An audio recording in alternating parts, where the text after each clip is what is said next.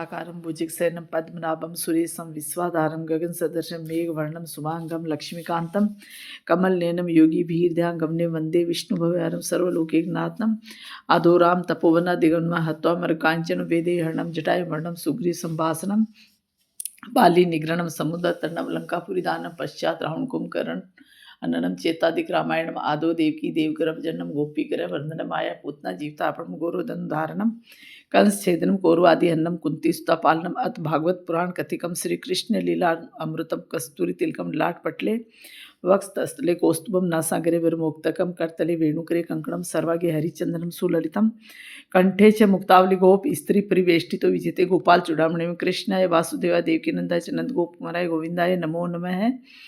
फुलेंदिवर कांति बिंदु वदनम वरावतम सप्रियम वसाट कमदार कौस्तुम धरम पीतांबरम सुंदरम गोपीनाम नयनोत्पलार्वितम तनुम गोप संगावर्तम गोविंदम कल वेणुवादनम दिव्यांगम भूसम भजे हे राधे वरस भानु भूपतने कांद्रविके हे राधिके कृष्णन पंकज भरमरिके कृष्ण प्रिय माधवी हे वृंदावन नागरी गुणगुरु दामोदर प्रिय सी हे श्री ललितादिक प्रिय सखी प्राणादिके पाहि माम पाहि माम।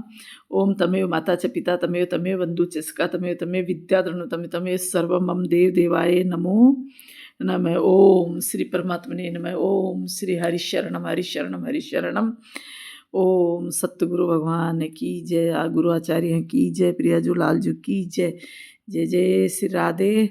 दंडोत गुरुआचार्य, दंडोत जुगल सरकार, दंडोत प्रियाजू लालजू।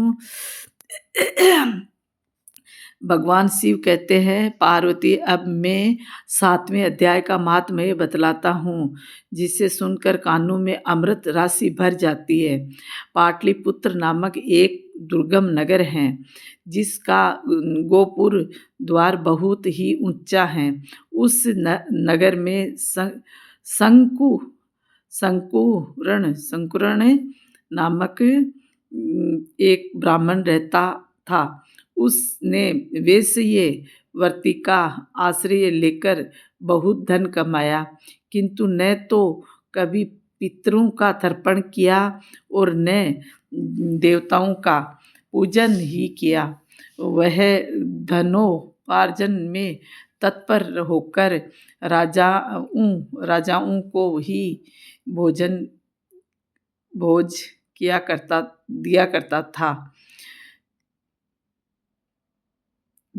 था। एक समय की बात है, उस ब्राह्मण ने अपना चौथा विवाह करने के लिए पुत्रों और बंधुओं के साथ यात्रा की। मार्ग में आधी रात के समय जब वह सो रहा था, एक सर्प ने कहीं से आकर उसकी बाह में काट लिया। उसके काटते ही ऐसी अवस्था हो गई कि मणि मंत्र और औषधि आदि से भी उसके शरीर की रक्षा असाध्य जान पड़ी। तत्पश्चात कुछ ही क्षणों में उसके प्राण पखेरु उड़ गए। फिर बहुत समय के बाद वह प्रेत सर्प योनि में उत्पन्न हुआ। उसका चित्त धन की वासनाओं में बंधा था। उसने पूर्व वृत्तांत को स्मरण करके सोचा, मैंने जो घर के बाहर करोड़ों की संख्या में अपना धन गाड़ रखा था, उससे इन पुत्रों को वंचित करके स्वयं ही उसकी रक्षा करूँगा। एक दिन सांप की योनि से पीड़ित होकर पिता ने सपन में अपने पुत्र के समक्ष आकर अपना मनोभाव बताया। तब उसके निरंकुश पुत्रों ने सवेरे उठकर बड़े विस्मय के साथ एक दूसरे से सपन की बातें कही। उनमें से मझला पुत्र कुदाल हाथ में लिए घर से निकला और जहाँ उसके पिता सर्प योनि धारण करके रहते थे, उस स्थान पर गया। यद्यपि उसे धन के स्थान का ठीक ठीक पता नहीं था, तो भी उसने चिन्हों से उसका ठीक निश्चय कर लिया और लोभ बुद्धि से वह वहाँ पहुंचकर बाम्बी को खोदना आरंभ किया। तब उस बाम्बी से बड़ा भयानक सांप प्रकट हुआ और बोला, ओ मुड, तू कौन है? किस लिए आया है? क्यों बिल खोद रहा है? अथवा किसने तुझे भेजा है? ये सारी बातें मेरे सामने बता। पुत्र बोला, मैं आपका पुत्र हूँ, मेरा नाम शिव है। मैं रात्रि में देखे हुए सपन से विस्मित होकर यहाँ का सुवर्ण लेने के कौतूहल से आया हूँ। पुत्र की यह वाणी सुनकर वह सांप हंसता हुआ उच्च स्वर से इस प्रकार स्पष्ट वचन बोला, यदि तू मेरा पुत्र है तो मुझे शीघ्र ही बंधन से मुक्त कर। मैं पूर्व जन्म के गाड़े हुए धन के ही लिए सर्प योनि में उत्पन्न हुआ हूँ। पुत्र ने पूछा, पिताजी, आपकी मुक्ति कैसे होगी? इसका उपाय मुझे बताइए, क्योंकि मैं इस रात में सब लोगों को छोड़कर आपके पास आया हूँ। पिता ने कहा, बेटा, गीता के अमृत मैं 7वें अध्याय को छोड़कर मुझे मुक्त करने में तीर्थ, दान, तप और यज्ञ भी सर्वथा समर्थ नहीं है। केवल गीता का 7वां अध्याय ही प्राणियों के जरा, मृत्यु आदि दुखों को दूर करने वाला है। पुत्र, मेरे श्राद्ध के दिन 7वें अध्याय का पाठ करने वाले ब्राह्मण को श्रद्धापूर्वक भोजन कराओ। इससे निस्संदेह मेरी मुक्ति हो जाएगी।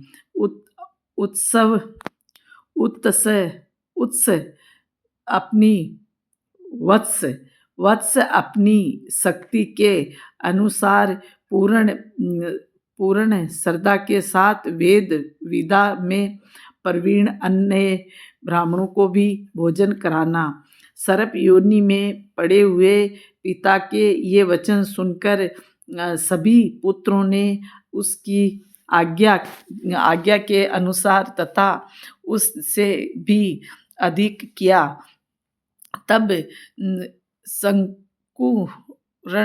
शंकरण ने अपने सर्प शरीर को त्याग कर दिव्य देह धारण किया और सारा धन पुत्रों के अधीन कर दिया। पिता ने करोड़ों की संख्या में जो धन बांट कर दिया था, उससे वे सदाचारी पुत्र बहुत प्रसन्न हुए। उनकी बुद्धि धर्म में लगी हुई थी, इसलिए उन्होंने बावली, कुआं, पोखरा, यज्ञ तथा देव मंदिर के लिए उस धन का उपयोग किया और अन्नशाला भी बनवाई। तत्पश्चात 7वें अध्याय का सदा जप करते हुए उन्होंने मोक्ष प्राप्त किया। पार्वती, यह तुम्हें 7वें अध्याय का महात्म्य बतलाया गया है, जिससे श्रवण मात्र से मानव सब पातकों से मुक्त हो जाता है। हरिशरणम हरिशरणम हरिशरणम हरिशरणम। 7वां अध्याय कृष्ण अर्जुन संवाद। उसके उपरांत श्री कृष्ण भगवान बोले, हे पार्थ, तू मेरे में अन्य प्रेम से आसक्त हुआ मन वाला और अन्य भाव से मेरे परायण होकर योग में लगा हुआ मुझको संपूर्ण विभूति, बल, ऐश्वर्य आदि गुणों से युक्त सबका आत्म रूप जिस प्रकार संशय रहित जानेगा, उसको सुन। मैं तेरे लिए इस रहस्य सहित तत्व ज्ञान को संपूर्णता से कहूँगा कि जिसको जानकर संसार में फिर और कुछ भी जानने योग्य शेष नहीं रहता। हजारों मनुष्यों में कोई ही मनुष्य मेरी प्राप्ति के लिए यंत्र करता है, और उन यंत्र करने वाले योगियों में भी कोई ही पुरुष मेरे परायण हुआ मेरे को तत्व से जानता है, अर्थात यथार्थ मर्म से जानता है। हे अर्जुन, पृथ्वी, जल, अग्नि, वायु और आकाश तथा मन, बुद्धि और अहंकार भी ऐसे यह 8 प्रकार से विभक्त हुए मेरी प्रकृति हैं। यह 8 प्रकार के भेदों वाली तो अपरा है अर्थात मेरी जड़ प्रकृति, और हे महाबाहो, इससे दूसरी को मेरी जीव रूपा परा अर्थात चेतन प्रकृति जान, कि जिससे यह संपूर्ण जगत धारण किया जाता है। हे अर्जुन, तू ऐसा समझ कि संपूर्ण भूत इन दोनों प्रकृतियों के ही उत्पत्ति वाले हैं, और मैं संपूर्ण जगत का उत्पत्ति तथा प्रलय रूप हूँ, अर्थात संपूर्ण जगत का मूल कारण हूँ। इसीलिए हे धनंजय, मेरे सिवाय किंचन मात्र भी दूसरी वस्तु नहीं है। यह संपूर्ण जगत सूत्र के मणियों के सदृश मेरे में गुंथा हुआ है। हे अर्जुन, जल में मैं रस हूँ, तथा चंद्रमा और सूर्य में मैं आकाश हूँ, और संपूर्ण वेदों में ओंकार हूँ, तथा आकाश में शब्द, और पुरुषों में पुरुषत्व हूँ, पृथ्वी में पवित्र गंध, और अग्नि में तेज हूँ, और संपूर्ण भूतों में उनका जीवन हूँ, अर्थात जिससे वे जीते हैं वह मैं हूँ, और तपस्वियों में तप हूँ। हे अर्जुन, तू संपूर्ण भूतों का सनातन कारण मेरे को ही जान। मैं बुद्धिमानों की बुद्धि और तेजस्वियों का तेज हूँ।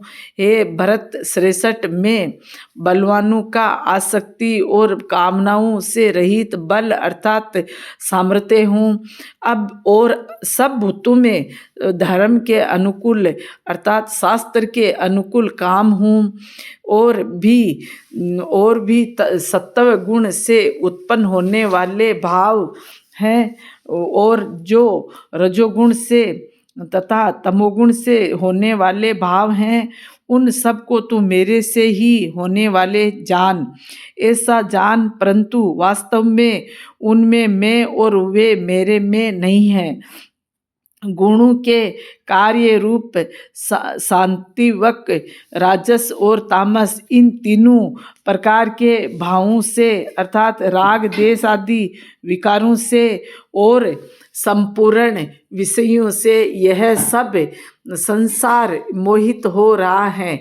इसीलिए इन तीनों गुणों से परे मुझ अविनाशी को तत्व से नहीं जानता, क्योंकि यह अलौकिक अर्थात अति अद्भुत त्रिगुणमयी मेरी योग माया बड़ी दुस्तर है।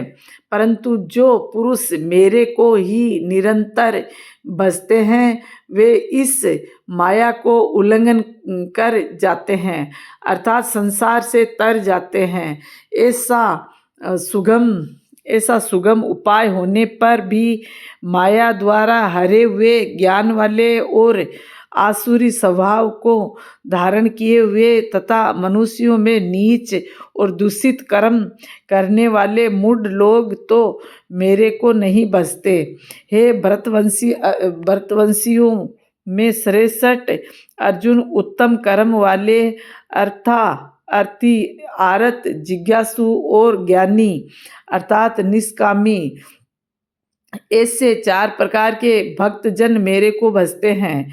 उनमें भी नित्य मेरे में एक ही भाव से स्थित हुआ अनन्य प्रेम भक्ति वाला ज्ञानी भक्त अति उत्तम है, क्योंकि मेरे को तत्व से जानने वाले ज्ञानी को मैं अत्यंत प्रिय हूँ और वह ज्ञानी मेरे को अत्यंत प्रिय है।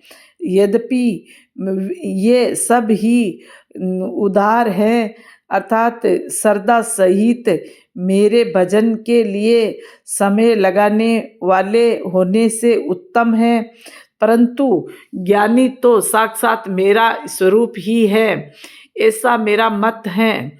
क्योंकि वह स्तर बुद्धि ज्ञानी भक्त अति उत्तम गति स्वरूप मेरे में ही अच्छी प्रकार स्थित है। जो पुरुष जो बहुत जन्मों के अंत के जन्म में तत्व ज्ञान को प्राप्त हुआ ज्ञानी सब कुछ वासुदेव ही है, अर्थात वासुदेव के सिवाय कुछ अन्य कुछ है ही नहीं। इस प्रकार मेरे को भजता है वह महात्मा अति दुर्लभ है। हे अर्जुन, जो विषयासक्त पुरुष हैं वे तो अपने स्वभाव से प्रेरे हुए तथा उन भोगों की कामना द्वारा ज्ञान से भ्रष्ट हुए उस नियम को धारण करके, अर्थात जिस देवता की पूजा के लिए जो नियम लोक में प्रसिद्ध है उस नियम को धारण करके अन्य देवताओं को भजते हैं,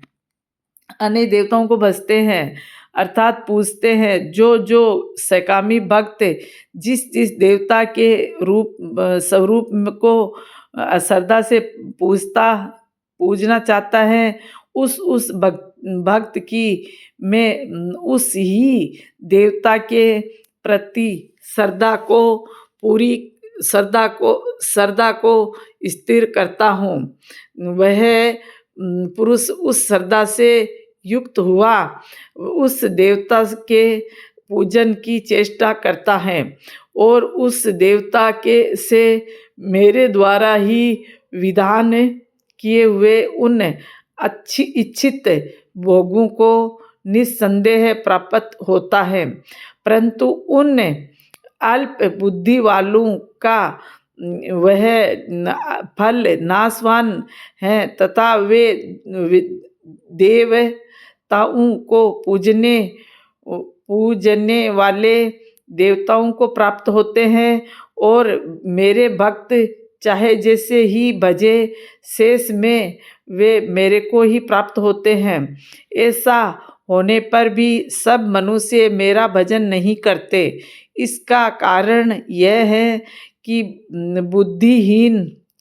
बुद्धिहीन पुरुष मेरे अनुत्तम अर्थात जिससे उत्तम और कुछ भी नहीं है ऐसे अविनाशी परम भाव को अर्थात अजन्मा अविनाशी हुआ भी अपनी माया से प्रकट होता हूँ, ऐसे प्रभाव को तत्व से न जानते हुए मन इंद्रियों से परे मुझ सच्चिदानंद परमात्मा को मनुष्य की भांति जन्म कर व्यक्ति भाव को प्राप्त हुआ मानते हैं। अपनी योग माया से छिपा हुआ है मैं सबके प्रत्यक्ष नहीं होता हूँ, इसीलिए यह अज्ञानी मनुष्य मुझ जन्म रहित अविनाशी परमात्मा को तत्व से नहीं जानता है, अर्थात मेरे को जन्मने मरने वाला समझता है। हे अर्जुन, पूर्व में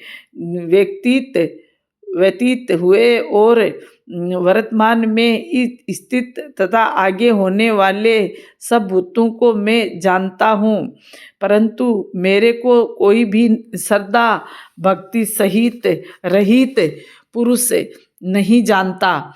क्योंकि हे भरतवंशी अर्जुन, संसार में कुछ इस संसार में इच्छा और देश से उत्पन्न हुए सुख दुख आदि धुंध रूप मोह से संपूर्ण प्राणी अति अज्ञानता को प्राप्त हो रहे हैं, परंतु निष्काम भाव से श्रेष्ठ कर्मों का आचरण करने वाले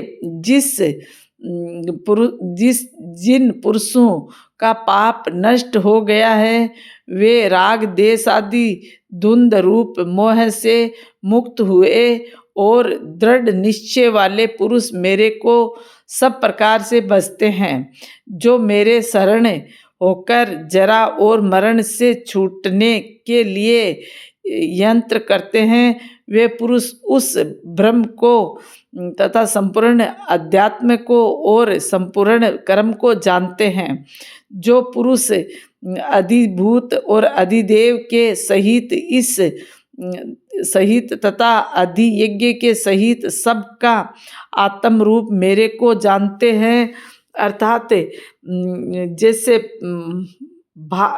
भाप बादल धूम पानी और बर्फ यह सभी जल स्वरूप है, वैसे ही अधिभूत अधिदेव और अधियज्ञ आदि सब कुछ वासुदेव स्वरूप है। ऐसे जो जानते हैं वे युक्त चित्त वाले पुरुष अंत काल में भी मुझ को ही जानते हैं, अर्थात प्राप्त होते हैं।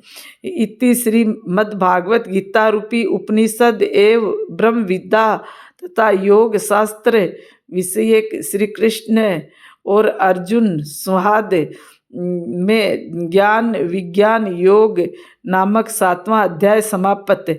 श्रीबन नारायणी नारायणी नारायण भजमन नारायण नारायण नारायण। जय जय श्री राधे, जय जय श्री राधे, जय जय श्री राधे श्याम। जय गुरुदेव, जय गुरु आचार्य प्रिया जू लाल जू डंडोत गुरु।